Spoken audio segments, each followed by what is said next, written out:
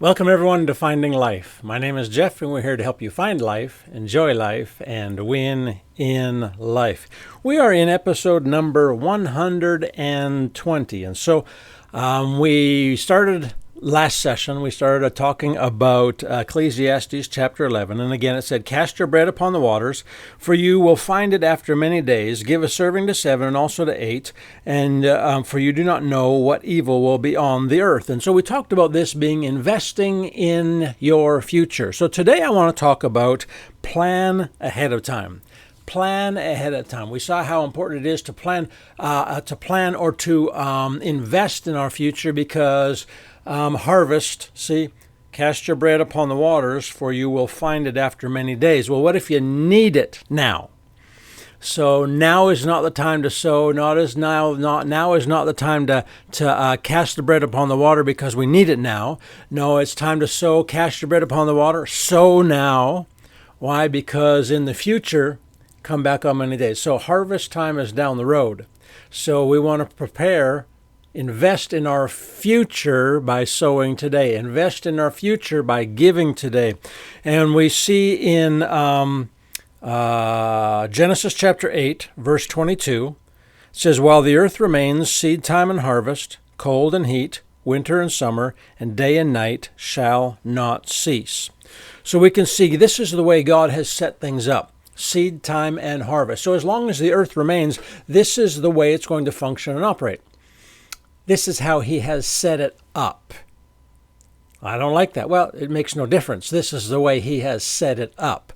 And so in order for us to enjoy a harvest, we're going to have to start sowing today. In order for us to have it come back on every wave in the future, then, see, after many days, if we find it, then we're going to have to be able to sow or cast or give or sow or invest in our future today, so we have something ready for us down the road. This is just the way it is.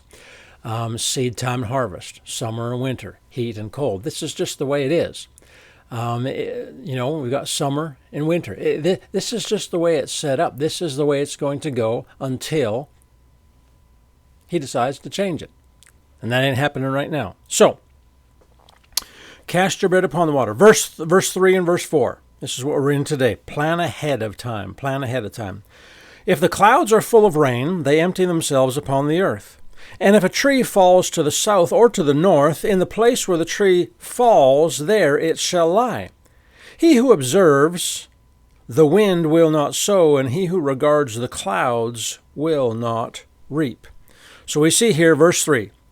Verse 3 is talking about results. Results. Okay?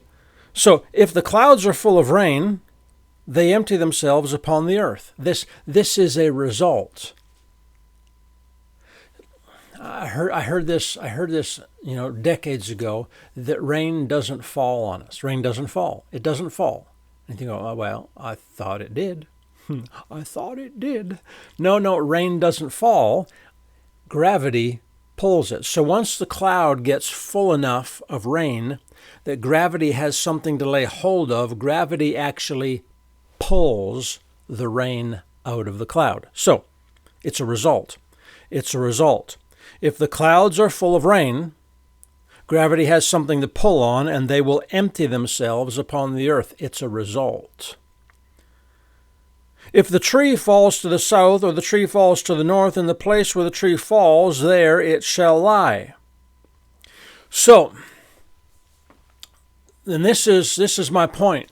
In order for us to get a certain result, or a result that we want, not just a result that presents itself to us, we don't want to have to just settle for a result. We want a result that we actually want. Count on. There's something we expect, something we purposefully and intentionally lay hold of. We're going to have to plan for the future. We're going to have to plan ahead of time. So if you're going to cut the tree down and it falls on the house and you go, oh man, I wish I was hoping it would fall that way, not that way, or fall on the car or fall on electrical lines, or no, because where it falls, that's where it falls. That's where it lays. That's where it stays. It doesn't half fall and then wobble. No. Where it falls, it lies. So we need to plan ahead of time. If we want it to fall this way, then there needs to be some certain ways to cut it in order for it to manipulate it and cause it to lean and fall in that direction. Okay? So we need to plan for our future. We need to plan ahead of time. Plan ahead of time.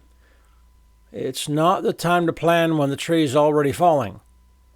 No, plan ahead of time where you want it to fall, because that's where it's laying. That's exactly where I wanted it. Boom. Why? Because I planned ahead of time. Why? Because you planned ahead of time. Verse 4, and he who observes the wind will not sow, and he who regards the clouds will not reap. We need to plan ahead of time. We need to be prepared for our future. Hallelujah.